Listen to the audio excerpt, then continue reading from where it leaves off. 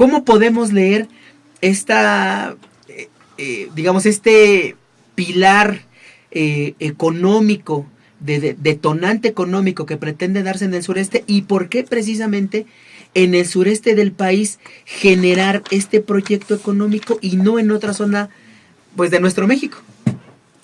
Bueno, pues aquí yo creo que hay importantes dos cosas en que puntualizar. Uno es justamente la vertiente de las políticas neoliberales pues en general, ¿no? En América Latina. Por un lado tenemos un escenario, digamos, de cierre de fronteras, de grueso cierre de fronteras, que hoy justo por la mañana con el dichoso atentado que pudo haber habido en el aeropuerto de la Ciudad de México, nos muestra justamente hacia dónde podremos mirar este panorama de cierre de fronteras, de grueso cierre. Y por el otro lado, lo que esto provoca para la economía, sobre todo con esta transición de cuerpos y de lo que significa para el neoliberalismo, mano de obra un poco pues más precaria, más barata, por decirlo de alguna manera. Entonces tenemos por un lado la represión, por el otro lado el movimiento, ¿no? En esta zona, como lo dices justamente, debemos de mirar muy bien la apuesta geoestratégica que hay ahí, ¿no? La geopolítica que tienen estas zonas, toda Centroamérica, y por algo la historicidad que nos muestra muy puntualmente los sucesos de violencia que se han venido viviendo desde históricamente, pero si nos venimos a la parte neoliberal, los sucesos de violencia no ya desde el Estado mismo, sino desde desde estas fuerzas transnacionales, como son el crimen organizado por un lado, las redes de narcotráfico por el otro, y siempre mirar que la desestabilización es parte importante para que el capital entre más rápido, ¿no? Es muy importante ver que siempre donde se dan estas cuestiones de violencia hay geoestratégicamente una intención, ¿no? Y no es fortuito esto que estás mencionando, ¿no? ¿Por qué en esta zona? Pues porque es una zona riquísima en muchos sentidos, ¿no? Entonces, yo creo que es muy importante mirar toda digamos, la geoestrategia que está jugando ahí y todo el interés político y sobre todo económico que se está jugando en esta zona, ¿no? Entonces, yo creo que no es ilusorio, no es gratuito decir. Bueno, yo creo que son dos cosas importantes. Una, pues el individualismo al que nos ha llevado a pensar justo el modelo liberal y neoliberal, ¿no? El que un individuo sin más, digamos, sin más a su alrededor está pensando en violentar, está pensando en voy a rechazar el plato de frijoles, yo quiero un mundo mejor, y por el otro lado, una vida mejor, perdón, y por el otro lado, es importante entender que nosotros como individuos, nuestras acciones no solo son porque queremos hacerlo, ¿no? Sino hay una serie de fuerzas ahí, y yo creo que pues a eso digo, precisamente por eso es que yo tengo esta visión, obviamente en la otra corriente, no en la liberal que tú estás mencionando, sino del otro lado, entender también qué fuerzas simbólicas están funcionando ahí, ¿no? Qué fuerzas simbólicas, aparte de o a la par de este neoliberalismo, cómo la ideología nos está todo el tiempo estructurando en cierta medida, ¿por qué pensar en que en que estas fuerzas de violencia no son fortuitas ni son individuales? Pues precisamente porque estamos en un momento, sobre todo histórico global, donde todos estamos interconectados, donde las exigencias del mismo capital nos llevan llevan más bien al mismo sistema, a una serie de fuerzas que no precisamente tienen que ver con el individuo como por sí solo, ¿no? Estamos en una interconexión ferozmente pues no impuesta, pues es el capitalismo, la globalización que por un momento la misma digamos, del desarrollo de la economía nos ha llevado a interconectarnos así, y donde es una lucha ya no nada más económica, y esto es importante, sino por la posesión de los territorios, ¿no? ¿Por qué? Pues porque hay crisis ambiental por todos lados, y es importante pensar precisamente en un panorama amplio como sistema planetario, y no nada más como lo que el individuo quiere y no quiere por sí solo. Ahora bien, la cuestión de la violencia, no es que diga yo que me tiene que creer a mí forzosamente, pero sí es importante ver que esta históricamente, como menciono, no es gratis que ha estado situada en ciertas zonas, ¿no? No es gratis que la violencia por despojo, por mencionarla de alguna manera, la violencia busca precisamente ese despojo para mantener un control. Y en este momento es muy importante pensar en la baratización, el abaratamiento de la mano de obra. Gracias, Luis. Mira, hay muchas dimensiones del conocimiento para tratar la cuestión tanto de los trenes como proyectos, como la cuestión migratoria. Yo quisiera empezar así. Lo que pensamos, lo pensamos porque hay un proceso que no conocemos o que hemos olvidado, que nos ha llevado a pensar la realidad de cierto modo y no de otro modo.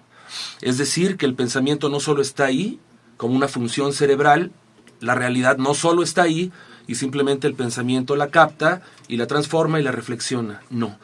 Hay una estructura previa.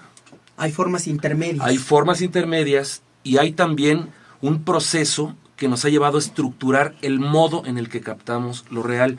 Yo encontraría que en este proceso, y como en el caso de México, aunque es a escala planetaria también, hay tres componentes que nos hacen pensar del modo en el que pensamos respecto, por ejemplo, de actitudes y modos de asumir la inmigración centroamericana en México.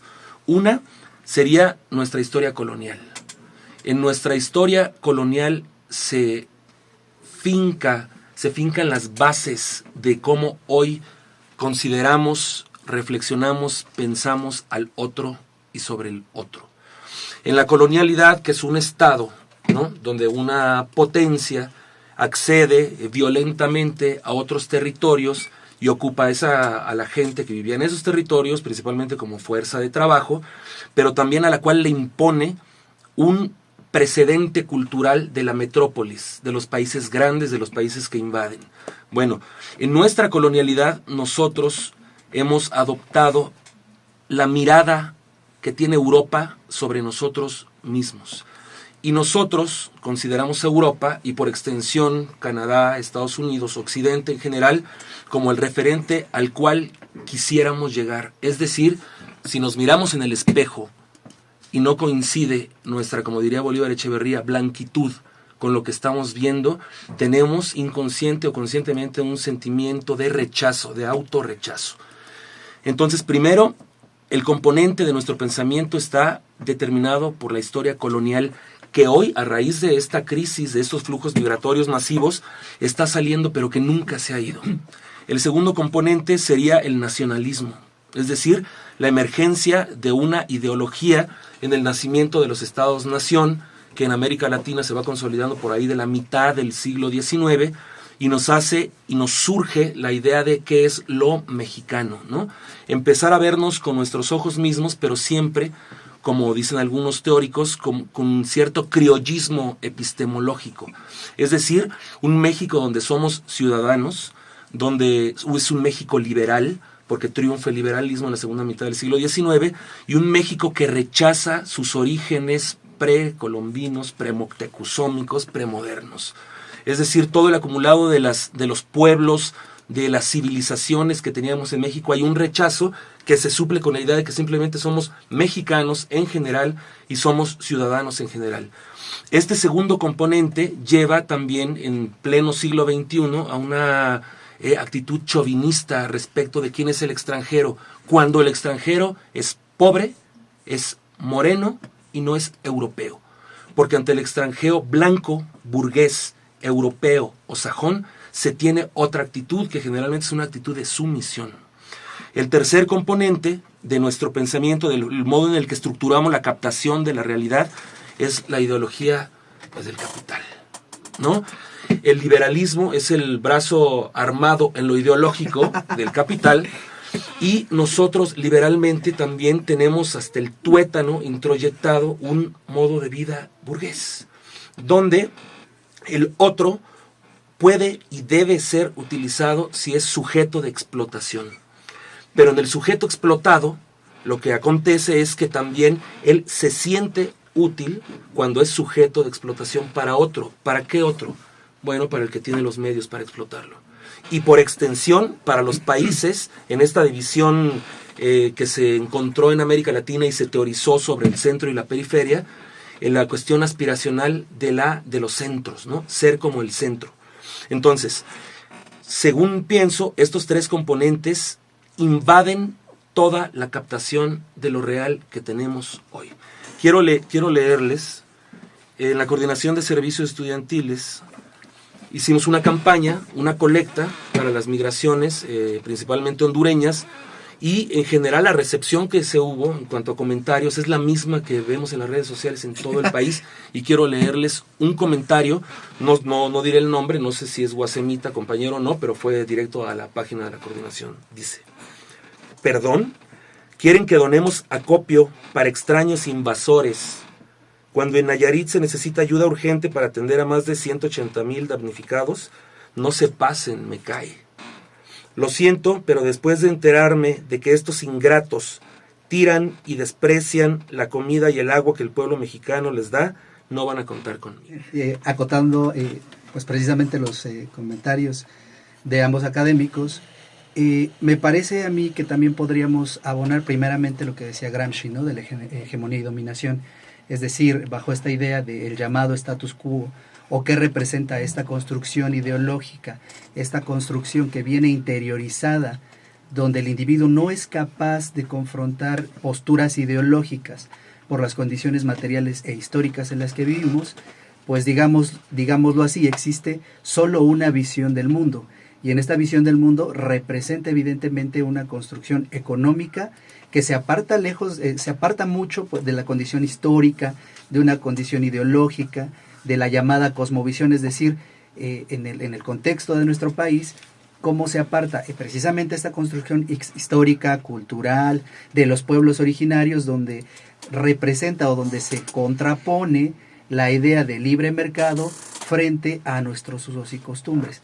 Primeramente, me parece fundamental que también contextualizar desde la formación cívica que se les da a nuestras sociedades, desde lo más fundamental que sería el kinder e incluso hasta la academia. Podríamos también abonar los llamados intelectuales orgánicos. ¿Y qué son los intelectuales orgánicos? Como por allá un expresidente mencionaba, ¿no? Los intelectuales orgánicos son precisamente una serie de académicos que tienen una postura que es muy proclive al sistema, y estoy hablando precisamente de los intelectuales orgánicos del libre mercado, donde basta para ellos citar, como en el caso del Tren Maya, decía por ahí, también ya se acercaron los de la OCDE, y dicen ellos que este proyecto del Tren Maya va a detonar miles de millones y que incluso les prestarán apoyo técnico para lograr esta obra, pero en contrasentido, también tenemos pueblos originarios que se están protestando, que están manifestando su negativa precisamente con cuestiones de nuestros pueblos originarios, que en este caso representaría un ecocidio, la flora, la fauna. Es decir, como si bien es cierto que sigue vigente estas dos visiones del mundo, lo cierto es que sí predomina una idea de libre mercado. Pongo un ejemplo. Hay que entender que el capitalismo, dentro de tantas contradicciones que tiene la contradicción de la movilidad de las mercancías. Para el capital, para la globalización, para su discurso, para el discurso hegemónico, las mercancías no tienen patria.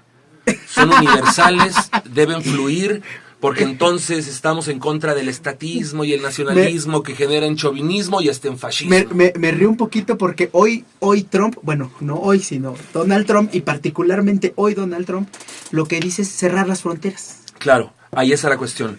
Entonces, la contradicción es que el capital te está diciendo las fronteras no tienen que tener patria, pero la principal mercancía, perdón, las mercancías no tienen que tener patria, pero la principal mercancía para el capital, que es la fuerza de trabajo humana, esa sí tiene patria y entonces esa no es universal, esa es guatemalteca, es mexicana, es peruana, es congoleña. ¿Qué estamos viendo aquí? López Obrador representa el proyecto histórico de una parte de la burguesía nacional, que es la parte nacionalista.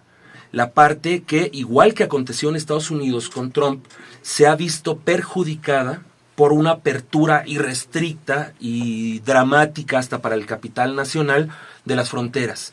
De llegar un presidente neoliberal, propiamente neoliberal, declaradamente neoliberal, ideológicamente neoliberal, la burguesía nacional estaría perdiendo ante las empresas europeas, canadienses, estadounidenses, malayas, japonesas, que necesitaba una recomposición tal que tuvieran un titular del Ejecutivo que, salvaguardando esos intereses, también tuviera un discurso de colaboracionismo de clases. Es decir, va a haber mayor gasto social, como ya lo ha anunciado, y todo esto va a haber becas para ninis. Bueno, va a haber becas, bueno, son una serie de programas, ¿no? ¿Qué representa esto? Ese colaboracionismo de clases fue el proyecto populista desde Cárdenas hasta López Portillo, quizá. Bueno, según yo, Miguel Alemán, porque López Portillo ya entra casi directamente al neoliberalismo. Entra, ¿no? Es como la transición, digo, la transición franca. Lo claro. Abiertamente es Salinas de Gortari, pero bueno, ahí hay algunas discusiones. López Obrador dijo una cuestión clave, que hasta pudiera parecer macabra si uno conoce la historia. Él dijo, necesitamos una nueva alianza para el progreso. La Alianza para el Progreso fue un programa de Kennedy, ¿sí?, para invertir, dar gasto social a América Latina, pero para revertir la tendencia de la revolución cubana y la expansión ideológica de que la transformación tendría que ser radical.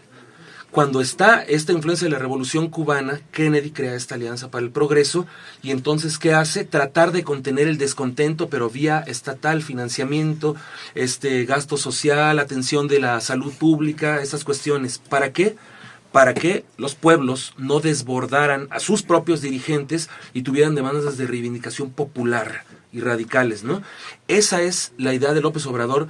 Eso, comparado con el neoliberalismo de Anaya o de Meade, bueno, uno podría decir es loable y hasta ahora así daba y hasta ahora sí estamos. El problema es qué hacemos nosotros. Yo pensaría, escuchando la pregunta y justo pensando en el pueblo que votó por Andrés Manuel López Obrador, pensaría que no es muy distinto lo que está sucediendo con lo que sucede todavía en las cuestiones comunitarias y con esta corrupción que a veces se interpone en las decisiones comunales, ¿no?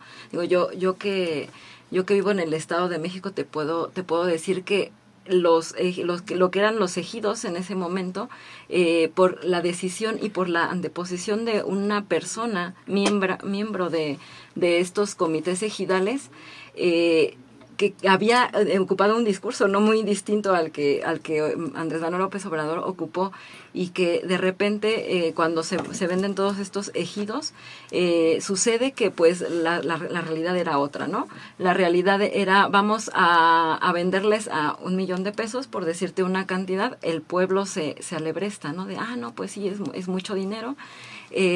Pero ¿qué pasa con todo esto, ¿no? ¿Qué pasa con la organización comunitaria que se fragmenta? ¿Y qué pasa con estos líderes que de repente pues son los que tienen, más acaparamiento económico que los otros, ¿no? Yo creo que estos ejercicios de rompimiento, de quiebre en las estructuras, en lo que este momento era la estructura comunitaria, en el lazo de trabajo con otras personas, son ejercicios que tendríamos que voltear a ver para recapacitar un poco en lo que puede suceder ahora, ¿no? Bueno, no sé qué tanto nos tengamos que acostumbrar, ojalá que no lo hagamos, ¿verdad? Esperemos que no. La política migratoria, bueno, pues han anunciado que captarán esta mano de obra, bueno, que se esperarán, les permitirán esperarse del lado mexicano y les darán trabajo, ¿no? Y ahí hay que tener mucho cuidado también al ver qué pasará con esta mano de obra, ¿no? Se está hablando de que se captará esta mano de obra en la construcción del propio tren, por ejemplo. En el norte también hay que tener mucho cuidado con esta situación. ¿Qué pasa? Es que la situación no es muy distinta y yo creo que ahí a tu pregunta también de cómo podemos verlo, ¿no? La situación no es muy distinta, esta violencia de la que yo les venía hablando, no es muy distinta, por ejemplo, del despojo que hay en comunidades como las de Michoacán, como las de Guerrero, y que se van a trabajar a la frontera norte ganando sueldos de verdad pues muy raquíticos. Y es importante ver, o sea, importante y preocupante ver, entonces, si estas personas se van quedando en el camino, entonces e indocumentados, que ese es un problema también, bueno, muchos de ellos indocumentados porque no están en una situación todavía de refugio, tampoco están en una situación reglamentaria, y es muy importante ver qué va a pasar con esa mano de obra, qué sueldos van a ganar, en qué condiciones van a vivir, y yo creo que eso es como podemos también ver, no tanto yéndonos a la historia, sino en la actualidad, estamos en un panorama fijo para todos, sin importar precisamente de dónde venimos, ¿no? Sin importar si no hay que ver aquellas si somos guatemaltecos, salvadoreños, mexicanos, lo que hay que ver es que la situación es la misma para, digamos, la misma, equiparándola con esta situación de violencia y de despojo, estamos viviendo exactamente lo mismo, y yo creo que desde ahí revertirnos de víctimas a personas que podemos politizarlo, que nos estamos moviendo porque estamos renunciando y nos estamos oponiendo a un sistema que nos está acabando, yo creo que empezándolo a ver así un poco distinto sería un poco la solución. Mira, a nivel antropológico, histórico, yo lo veo así. Pensemos en el país. En el inicio, no como dice el Génesis que hubo palabra, sino en el inicio hubo violencia. En el inicio hubo violencia. Los mesoamericanos en general veían que el europeo tenía ciertas condiciones también internas, políticas, para ganar militarmente. Y no daban crédito, en el sentido de no creían el nivel de violencia que venía de Europa, porque las cuestiones militares se resolvían de otros modos más honorables, pudiéramos decirlo, y con mucho más respeto a quienes no estaban involucrados directamente como milicianos en Mesoamérica. Hay una derrota de todos los pueblos en general, ¿no? La primera generación sabe que fueron derrotados, pero que el otro solo ganó, es decir, el europeo, solo ganó. La segunda generación lo sabe porque el padre derrotado, que ahora es esclavo del europeo, se lo comenta al hijo y el hijo odia al europeo. La tercera generación ya estamos hablando de que fue el abuelo. La cuarta lo va olvidando, la quinta lo va olvidando, y poco a poco van naturalizando que el otro, es decir, el dominador, domina, pero no porque tuvo ciertas condiciones históricas para ganar, sino domina porque naturalmente es superior. Esta historia colonial de la conformación ideológica del mexicano se va y el capital la toma y es perfectamente proclive a ser armónica. Entonces hoy un obrero, hijo de obreros, nieto de obreros o de campesinos, ha visto que quien manda y ha visto su color de piel, su modo de vestir, su modo de hablar, y piensa que hay una superioridad natural del otro. ¿Por qué? Precisamente por lo que dijiste, porque no se conoce el proceso histórico que llevó a ese otro a ganar y a dominar.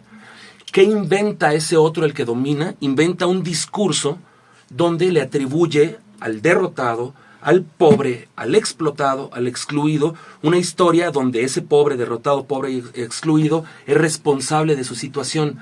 ¿Qué es lo que le oculta? El proceso que llevó a ese pobre a ser pobre.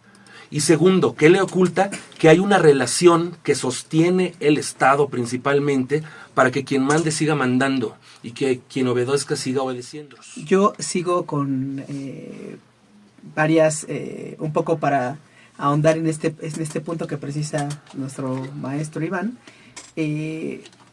Finalmente Foucault, desde este tan renombrado teórico del liberalismo, decía que los dispositivos de poder no dejaban recovecos para la dominación y que estábamos condicionados a la dominación. Nuestro maestro de manera reiterada nos ha dicho que Gramsci siempre decía que pese a que la dominación es hegemónica, siempre hay recovecos para la libertad. Y quisiera recordar, para despedirnos de este programa, que pese a la alianza estratégica que hizo Kennedy, se desarrolló Nicaragua, El Salvador y también Guatemala tuvieron procesos revolucionarios. Les damos las gracias por haber estado con nosotros el día de hoy. Le agradecemos a Isaías por habernos operado en los controles. Le agradecemos a nuestro doctor en Derechos Humanos por haber estado con nosotros. Le agradecemos a Iván por haber estado con nosotros. Le agradecemos también a la maestra, a la doctora Miriam por haber estado con nosotros. Gracias. Este fue nuestro último programa del año. Les deseamos, ya no estaremos con ustedes en diciembre para desearles unas felices fiestas. Les adelantamos que esperamos que en esta cuarta transformación, en efecto, esta alianza estratégica de la que está hablando Obrador se traduzca en mejores condiciones económicas para los mexicanos. Y pues si no, ya lo dice Fidel, la historia nos absolverá o nos juzgará. Hasta luego.